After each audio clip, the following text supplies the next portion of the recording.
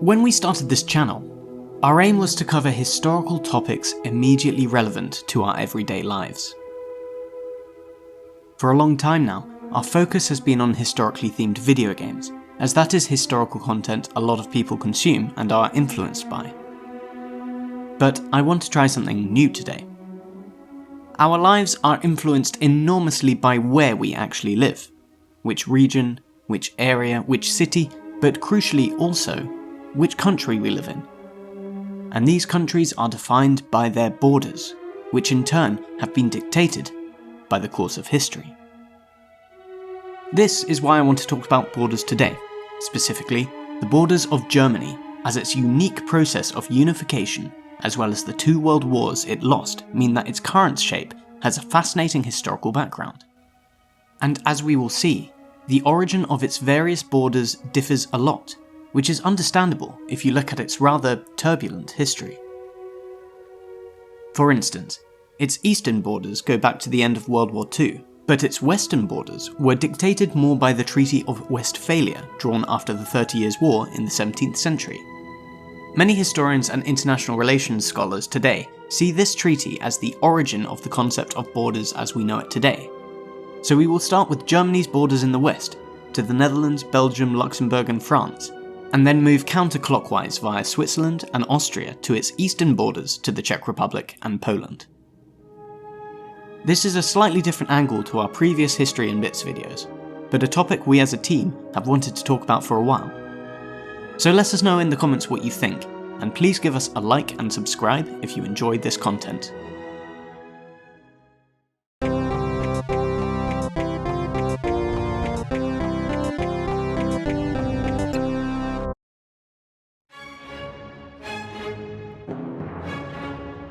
Geographer and political scientist Gabriel Popescu sums up the origins of borders as follows in his book Bordering and Ordering the 21st Century, Understanding Borders.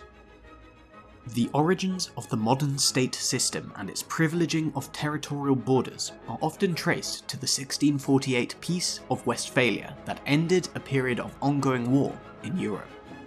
The treaties drafted on this occasion established the concept of equality among states based on the principle of mutually exclusive sovereignty over territories delineated by borders. The politically centralized territorial state, free of outside interference, was seen as the appropriate solution for addressing the chronic lack of stability that characterized much of the medieval era. Thus, the first border I want to look at is also one of Germany's oldest borders, the Northwestern Border it shares with the Netherlands. Most of this actually goes back to the aforementioned Treaty of the Peace of Westphalia that ended the 30 Years' War in 1648, although back then, Germany as we know it today did not exist yet. So instead, it was the border between the United Provinces of the Netherlands and various Holy Roman possessions. This is the case, at least, in the northern part of this border, from the north in Emden in eastern Frisia, via Bentheim and Stadtlohn, which are both still, as they were then, border towns to the Netherlands, all the way to Emmerich on the Rhine River, which is also still German today. So until here, the border with a couple minor adjustments dates back to at least 1648. From the town of Geldern onwards, then it starts to vary from the Peace of Westphalia, with Geldern nowadays being a border town, but in Holy Roman times it was its own duchy, ruling over territory that is nowadays Dutch. One example here is the Dutch border town of Venlo, which became part of the Netherlands in the Peace of Utrecht in 1713, which ended the War of the Spanish Succession. An interesting side note about the Dutch-German border is its history right after World War II. You see, towards the end of the war, after it was established at the Yalta Conference that there would be no German reparations in monetary form, the newly liberated Dutch state started plans to annex quite a large portion of Western Germany as compensation for the damages German troops caused in the Netherlands during World War II. The Dutch government initially planned to annex German territory including major cities like Aachen, Münster and even Cologne. The Allies, however, decided that this would be a rash expansion for the Netherlands to make, especially considering the fact that one of the demands made by some members of Dutch Parliament included the forced migration of the Germans living in the area. And since they didn't want a Versailles 2.0, they rejected the Netherlands' claims. But the Dutch kept petitioning the Western Allies for reparations in the form of land. At the London Conference of 1949, they were finally allowed significantly less far-reaching territorial expansions, and at noon of the 23rd of April 1949, Dutch units occupied German areas of about 69 square kilometres, inhabited by approximately 10,000 people. These occupations included Suderwijk, a village directly adjacent to the Dutch city of Dinxperlo, the small town of Elten, which as you can see cuts into the border on the German sides even today, and Zelfkant, which would straighten up the border of the Netherlands' southernmost province of Limburg, among other less significant modifications. In 1963, these territories were given back to Germany in exchange for 280 million German mark. However, one uninhabited hill between Beck and Weiler, called the Duivelsberg, remains part of Germany to this day.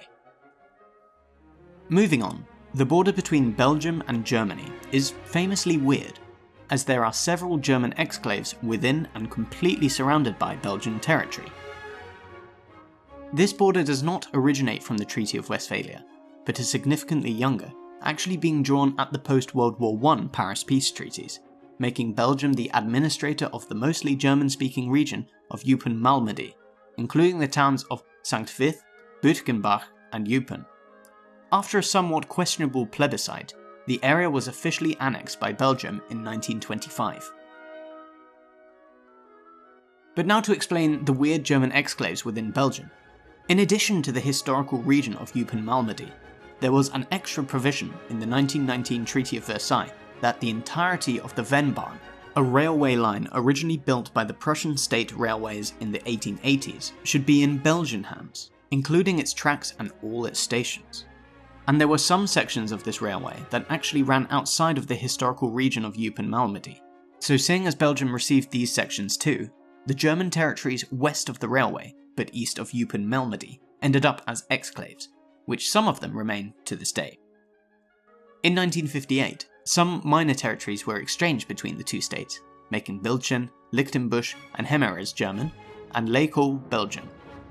This was done mainly in order to solve technical questions, such as drainage and custom controls. Another land swap reduced the number of German exclaves within Belgium to 5, although one of them seems to only consist of this one lone building. The Vennbahn railway does not run anymore, and is nowadays a cycleway. Going even further south, you'll notice that the borders between Germany and Luxembourg for the most part strictly follows the course of the rivers Auer, Sauer and Mosel, with the notable exception of the town of Vianden, which lies on both banks of the river Auer but nonetheless is part of Luxembourg in its entirety. In the late Middle Ages, the Duchy of Luxembourg used to be significantly bigger, and it was part of the Holy Roman Empire. Its borders to Germany along the aforementioned rivers were codified at the 1815 Congress of Vienna. The reason why it is not part of Germany today is that it was governed in personal union with the Kingdom of the Netherlands after this, and when Napoleon III of France later tried to acquire it, the country was declared forever neutral in the Second London Conference of 1867. Finally, Germany's border to France revolves around the infamously contested region of Alsace-Lorraine. For centuries, these borderlands, a linguistically mixed area, was subject of quarrels between Germany and France. When Prussia unified Germany after its victory in the 1871 Franco-Prussian War, it annexed this region, which caused some opposition even within Germany. One obscure contemporary German philosopher, called Karl Marx, apparently warned his fellow Germans that if Alsace and Lothringen are taken, then France will later make war on Germany in conjunction with Russia. It is unnecessary to go into the unholy consequences. Even the careful Bismarck was initially hesitant to annex the region.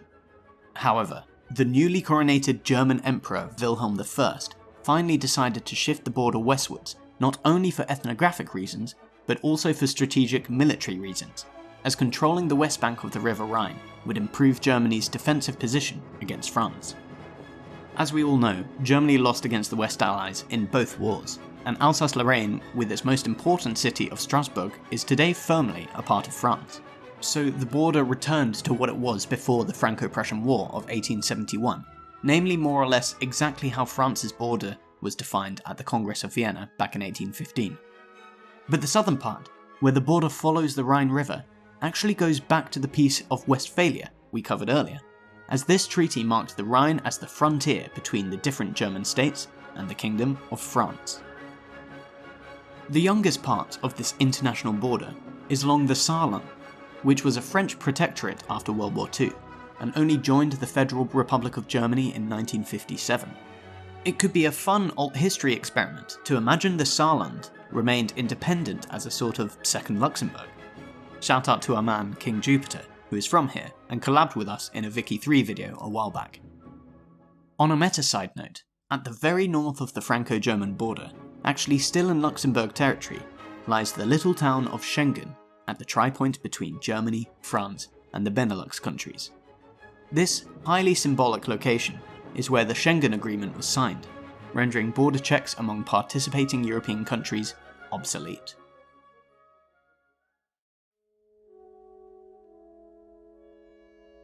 We already talked about the Dutch-German border being codified at the Peace of Westphalia. However, moving on to Germany's southern border, there are many parts that are even older than that. The border between Germany and Switzerland starts at the city of Basel, which is wholly controlled by Switzerland. And as Basel lies on both sides of the Rhine, the border leaves the Rhine here after having followed it as the border between German Baden-Württemberg and French Alsace. Anyway, Basel joined the Swiss Confederation in 1501, which marks the first time the Swiss controlled territory on both sides of the river. After Basel, the Rhine becomes the border again, which it has been here since the Napoleonic Wars, when the Peace of Pressburg ended the existence of Further Austria, the name given to the possessions of the Habsburgs in this area, which the dynasty actually originated from in the Middle Ages. There's a city here, Rheinfelden, which is separated by the river and lies parts in Switzerland and parts in Germany. After this comes perhaps the oldest part of the Swiss-German border, the Aargau, a canton of Switzerland that was invaded in 1415, and had the Rhine as its northern border ever since then. At Schaffhausen, Switzerland once again controls territory north of the Rhine, as just a month after Basel, in 1501, Schaffhausen joined the Confederation. However, the exact boundary line here was often changed in the centuries afterwards. Interestingly, right to the east of Schaffhausen, you have the town of Büsingen, which is Germany's only exclave today, and just like Rheinfelden, it used to be part of Further Austria that the Habsburgs lost in the Peace of Pressburg. The difference was that just as it was north of the Rhine, this former Habsburg possession was given to the Duchy of Baden rather than to the Swiss, and thus remains to this day part of Baden-Württemberg.